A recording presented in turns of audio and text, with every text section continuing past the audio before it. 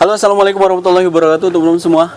Kembali lagi di tema kurban nih di Kandang Budi Luhur. Terima kasih teman-teman atas dukungan teman-teman di video-video Kandang Budi Luhur.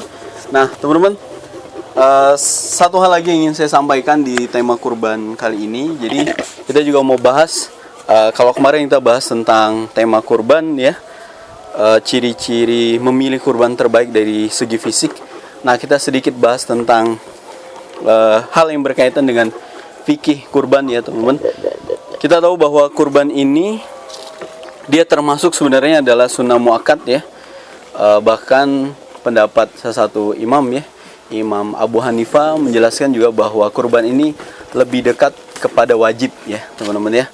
Nah jadi kurban ini sunnah yang sangat dianjurkan, apalagi buat kita, buat teman-teman semua yang memiliki kelebihan harta.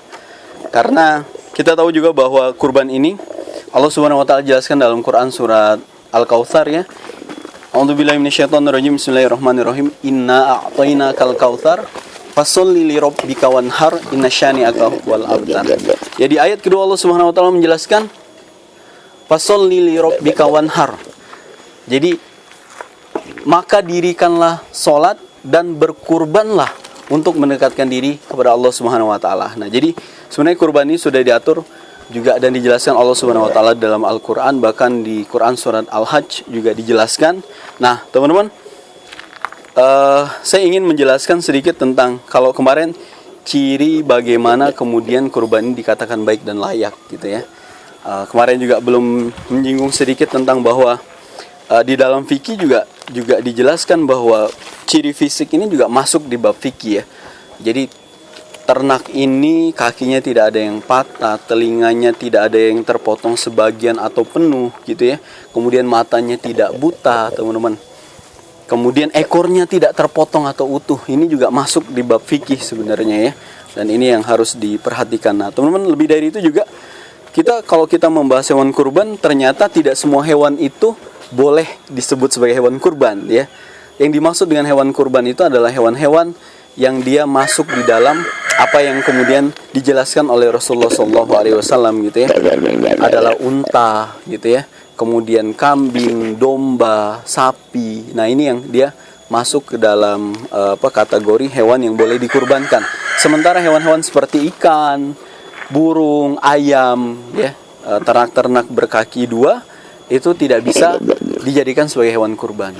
Nah, jadi ini juga yang harus diperhatikan, bahwa hewan kurban adalah hewan-hewan yang juga sudah diatur di dalam hadis Rasulullah SAW. Nah, kemudian teman-teman, hal lain yang berkaitan dengan fikih kurban, tentu kita akan masuk ke bab juga bagaimana bahwa hewan kurban ini ada batas minimal usianya. Jadi usia ini juga masuk dalam kategori yang diatur dalam fikih kurban ya. Kalau unta ya dia 5 tahun ya. Kalau unta 5 tahun, kemudian kalau domba ini dia ada yang menjelaskan dia boleh 6 bulan ya. Teman-teman jangan khawatir. Kalau kambing wajib poel 1 tahun. Kalau sapi 2 tahun ya. Bahkan dia harus mulai masuk ke usia 3 tahun menuju 3 tahun. Nah, teman-teman, kalau kambing tadi 1 tahun, domba 6 bulan boleh. Kalau unta tadi ya, juga teman-teman juga mulai bisa mempersiapkan diri selain menyisihkan rezeki terbaik ya, harta terbaik. Kemudian juga mempersiapkan, memberanikan diri besok kurbannya mau sembelih sendiri gitu. Kemudian tadi aspek fikihnya juga diperhatikan. Nah, teman-teman, lagi-lagi semoga informasi ini bermanfaat buat teman-teman semua. Jangan lupa buat datang ke Kandang Budi Luhur ya. Teman-teman bisa cari hewan kurban di Kandang Budi Luhur. Kambing, domba, sapi juga bisa diakses di Kandang Budi Luhur. Alamatnya ada di Dusun Pelausan, Desa Telogoadi, Kecamatan Melati, Kabupaten Sleman. Itu teman-teman semua. Terima kasih. Wassalamualaikum warahmatullahi wabarakatuh.